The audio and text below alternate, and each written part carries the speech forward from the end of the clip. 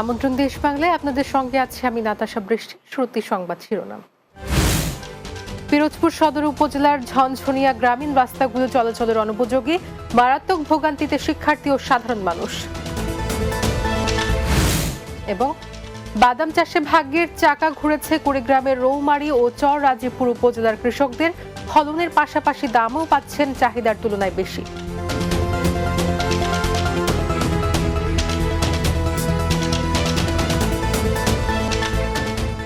শুনছিলেন শিরোনাম, এবার বিস্তারিত।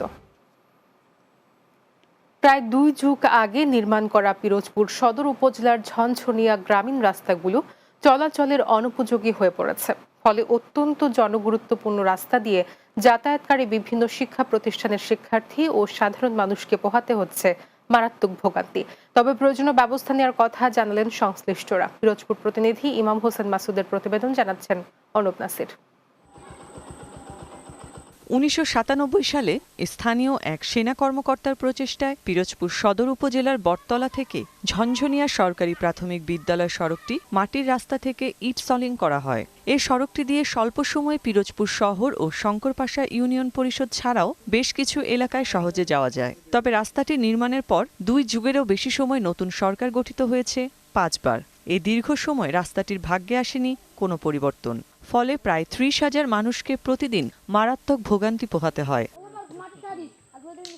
সবচেয়ে বেশি সমস্যায় পড়তে হয় স্কুল, কলেজ ও মাদ্রাসাগামী শিক্ষার্থী এবং নারী, শিশু ও রোগীদের। ভোগান্তি কমাতে দ্রুত সময়ের মধ্যে ইট সলিং রাস্তাটি কার্পেটিং করার দাবি স্থানীয়দের।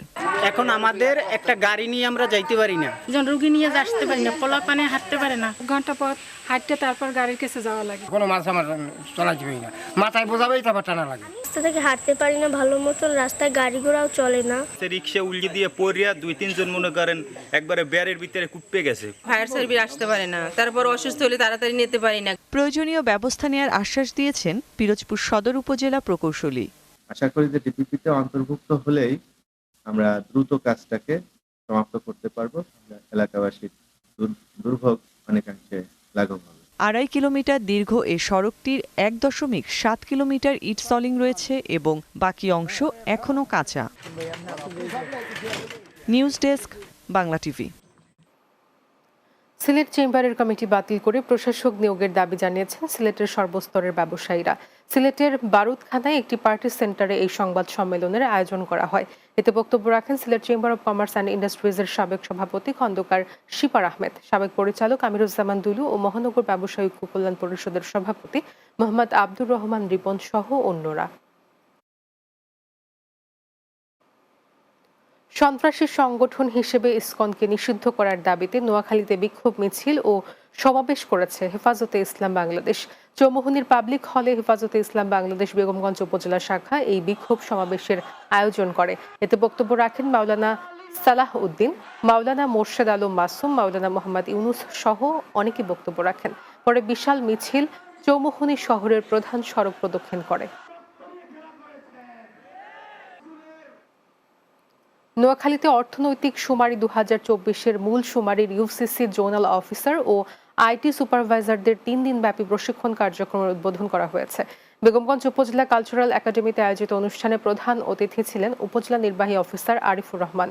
জেলা শুমারি সমন্বয়কারী শাহ মোহাম্মদ মঞ্জুর কাদেরের সভাপতিত্বে এ সময় ঢাকার বিবিএস পরিসংখ্যান অফিসার আমির মোহাম্মদ ইমন, সোনাইমুড়ি উপজেলা পরিসংখ্যান অফিসার শহীদ উদ্দিন সহ অনেকে উপস্থিত ছিলেন। বাদাম চাষে ভাগ্যের চাকা ঘুরেছে কুড়িগ্রামের জেলার রৌমারী ও চর রাজীবপুর উপজেলার চরাঞ্চলের বাদাম চাষী কৃষকদের। 2 উপজেলায় প্রায় 2,000 হেক্টর জমিতে এবার বাদামের চাষ হয়েছে। এতে বাদামের ব্যাপক ফলনও হয়েছে। ভালো ফলনে পাশাপাশি দামেও পাচ্ছেন চাহিদার তুলনায় বেশি। উপজেলা কৃষি অফিসার কাইয়ুম চৌধুরী বলেন, রৌমারী উপজেলায় এবার 1,120 হেক্টর জমিতে বাদাম চাষ হয়েছে। তবে শেষ বন্যায় প্রায় 200 হেক্টর জমির বাদাম নষ্ট হয়েছে। আবহাওয়া শুষ্ক থাকায় বাদামের ফলন ভালো হয়েছে। ফসল হলি 20 মন, বিঘায় আসলি 60,000 টাকা, 20,000 টাকা খরচা, 40,000 টাকা লাভ। মূল্য আবার গতবার ছিল আপনার 2500 থেকে 3,000 পর্যন্ত, এবার আবার 3,000 থেকে 3500 পর্যন্ত। বিঘায় 30 থেকে 35 নামে লাভ বেশি। দেশ বাংলায় নিচ্ছি বিরতি, ফিরে এসে অন্যান্য সংবাদের সঙ্গে আরো থাকছে। পটুয়াখালীর কলাপাড়ায় আন্তজেলা ডাকাত দলের 6 সদস্য আটক, টাকা ও স্বর্ণালংকার লুট।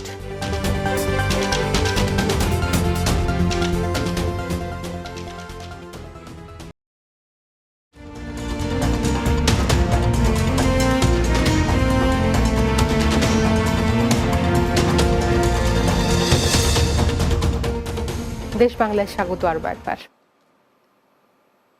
পটুয়াখালীর কলাপাড়ায় আন্তজেলা ডাকাত দলের 6 সদস্যকে আটক করেছে স্থানীয়রা। মঙ্গলবার সকালে উপজেলার নীলগঞ্জ ইউনিয়নের গামুরতলা গ্রাম থেকে তাদের আটক করা হয়। জানা যায়, মঙ্গলবার ভোরে ডাকাত দল গামুরতলা এলাকার রাসেল হাওলাদার নামে এক কাপড় ব্যবসায়ীর বাড়ির জানালার গ্রিল কেটে ঘরে প্রবেশ করে পরিবারের সকলকে অস্ত্রের মুখে জিম্মি করে 2 লাখ টাকা ও 2 ভরি স্বর্ণালংকার ও অন্যান্য মালামাল লুট করে নিয়ে যায়। তারা পালিয়ে যাওয়ার সময় স্থানীয়রা টের পেয়ে তাদের আটক করে পুলিশের হাতে তুলে দেয়। আটকদের মধ্যে 2 জনের নামে আগে থেকেই দেশের বিভিন্ন থানায় ডাকাতি মামলা রয়েছে বলে জানায় পুলিশ। ঢাকার ধামরাইয়ে অটিজম ও বুদ্ধি প্রতিবন্ধিতা বিষয়ক সচেতনতা ও ক্রীড়া আনন্দ উৎসব অনুষ্ঠিত হয়েছে। মঙ্গলবার হার্ডিন্স স্কুল অ্যান্ড কলেজ প্রাঙ্গণে বার্ষিক ক্রীড়া কর্মসূচির আওতায় জেলা ক্রীড়া অফিসের উদ্যোগে এই ক্রীড়া উৎসব অনুষ্ঠিত হয়। জেলা ক্রীড়া অফিসার ফেরদৌসী আক্তার বন্যার সভাপতিত্বে এতে প্রধান অতিথি ছিলেন উপজেলা নির্বাহী অফিসার মামনুন আহমেদ অনিক। রাজশাহীতে 33তম আন্তর্জাতিক প্রতিবন্ধী দিবস এবং 26তম জাতীয় প্রতিবন্ধী দিবস উপলক্ষে র্যালি ও আলোচনা সভা অনুষ্ঠিত হয়েছে। রাজশাহী নগরীর পশ্চিম টলিপাড়া ক্লাব প্রাঙ্গণে এসডিডি প্রকল্প কারিতাস বাংলাদেশ রাজশাহী অঞ্চলে অনুষ্ঠানের আয়োজন করেন। এ সময় প্রতিবন্ধীদের হুইলচেয়ার, খেলাধুলা সামগ্রী ও ছাগল বিতরণ করা হয়। এতে শহর সমাজ সেবা অফিসার মোহাম্মদ শফি মাহমুদ, কারিতাস কর্মকর্তা স্বপন এল গমেজ সহ অনেকে উপস্থিত ছিলেন। গাজীপুরের কালীগঞ্জে স্থানীয় 16টি প্রবীণ প্রতিবন্ধী ও মাদকাসক্তদের হিতৈষী ক্লাবের উদ্যোগে আন্তর্জাতিক প্রতিবন্ধী দিবস পালিত হয়েছে। উপজেলার তুমিলিয়া ও নাগরিক ইউনিয়নের র্যালি আলোচনা সভা অনুষ্ঠিত হয়। এতে প্রধান অতিথি ছিলেন উপজেলা নির্বাহী অফিসার তনিমা আফরাদ। বক্তব্য রাখেন উপজেলা সমাজসেবা অফিসার মোহাম্মদ শাহাদাত হোসেন, যুব উন্নয়ন অফিসার মোহাম্মদ ইসমাইল ভুইয়া, কারিতাসের কর্মকর্তা ফরিদ আহমেদ খান সহ অন্যরা উপস্থিত ছিলেন। নরসিংদীতে পালিত হয়েছে আন্তর্জাতিক ও জাতীয় প্রতিবন্ধী দিবস। দিবসটি উপলক্ষে নরসিংদী জেলা প্রশাসন ও সমাজসেবা অধিদপ্তরের উদ্যোগে র্যালি, আলোচনা সভা ও উপকরণ বিতরণ করা হয়েছে। জেলা সমাজসেবা অধিদপ্তরের উপপরিচালক মাসুদুল হাসান তাপসের সভাপতিত্বে এ সময় প্রধান অতিথি ছিলেন জেলা প্রশাসক মোহাম্মদ রাশেদ হোসেন চৌধুরী। পাবনায় পালিত হয়েছে 33তম আন্তর্জাতিক প্রতিবন্ধী দিবস ও 26তম জাতীয় প্রতিবন্ধী দিবস। জেলা প্রশাসকের কার্যালয় থেকে একটি র্যালি বের হয়। পরে জেলা প্রশাসকের সম্মেলন কক্ষে আলোচনা সভায় প্রধান অতিথি ছিলেন জেলা প্রশাসক মোহাম্মদ মফিজুল ইসলাম। জেলা সমাজসেবা অধিদপ্তরের উপপরিচালক মোহাম্মদ রাশেদুল কবিরের সভাপতিত্বে অনুষ্ঠানে বক্তব্য দেন অতিরিক্ত পুলিশ সুপার মোহাম্মদ শাহনেওয়াজ, অতিরিক্ত জেলা ম্যাজিস্ট্রেট আব্দুল্লাহ আল মামুন ও পাবনা প্রেস ক্লাবের সভাপতি ABM ফজলুর রহমান সহ অন্যরা। কক্সবাজারে বেসরকারি উন্নয়ন সংস্থা ওয়ার্ল্ড ভিশনের উদ্যোগে রোহিঙ্গা ও হোস্ট কমিউনিটির শিশুদের পুষ্টিজনিত সমস্যা নিরসনে গণমাধ্যম কর্মীদের সাথে মতবিনিময় সভা অনুষ্ঠিত হয়েছে। কক্সবাজারের একটি হোটেলে সভার আয়োজন করা হয়। এ সময় ওয়ার্ল্ড ভিশনের response director Ayodhya Charles, deputy director Rahul Mathew Nimmagadda, Cox's Bazar press ক্লাবের সভাপতি মাহবুবুর রহমান, সাধারণ সম্পাদক মমতাজউদ্দিন বাহারি সহ অনেকে উপস্থিত ছিলেন। গাজীপুরের কাপাসিয়ায় দাবিকৃত চাঁদা না পেয়ে বাড়িঘরে হামলা, ভাঙচুর ও প্রাণনাশের হুমকির কারণে একটি পরিবার 17 দিন ধরে বাড়ি ছাড়া রয়েছে বলে অভিযোগ উঠেছে।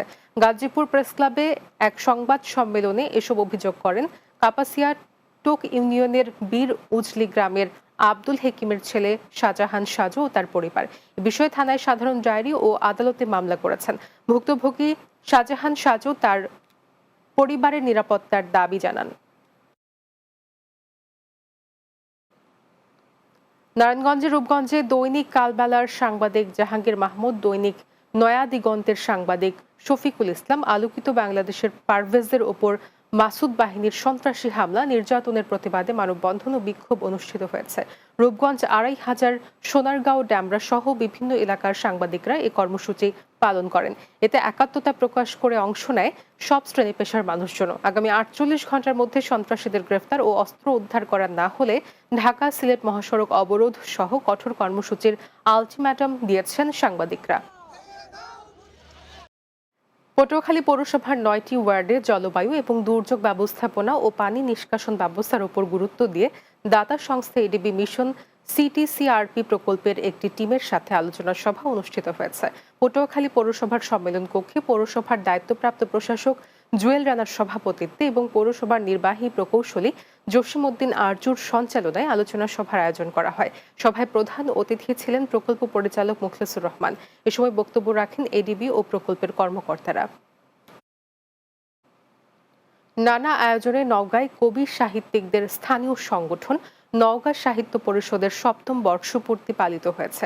সভায় সদ্য প্রয়াত নওগাঁর সাংস্কৃতিক ব্যক্তিত্ব রফিকুদ্দৌলা রাব্বির স্মরণে ১ মিনিট নীরবতা পালন করা হয়। পরে সংগঠনের সহসভাপতি ডক্টর আইয়ুব আলীর সভাপতিত্বে প্রধান অতিথি ছিলেন সদর উপজেলা নির্বাহী কর্মকর্তা এস.এম. রবিন শীষ। এতে বক্তব্য রাখেন সংগঠনের উপদেষ্টা ডক্টর শামসুল আলম, সাহিত্য পরিষদের সাধারণ সম্পাদক আশরাফুল নয়ন সহ অনেকে।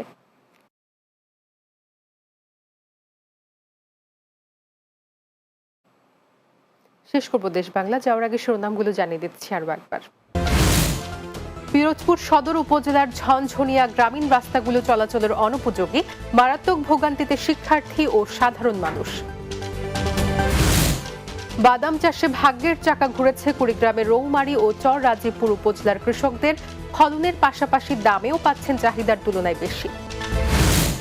এবং পটুয়াখালীর কলাপাড়ায় আন্তজেলা ডাকাত দলের ৬ সদস্য আটক, টাকা ও স্বর্ণালংকার লুট।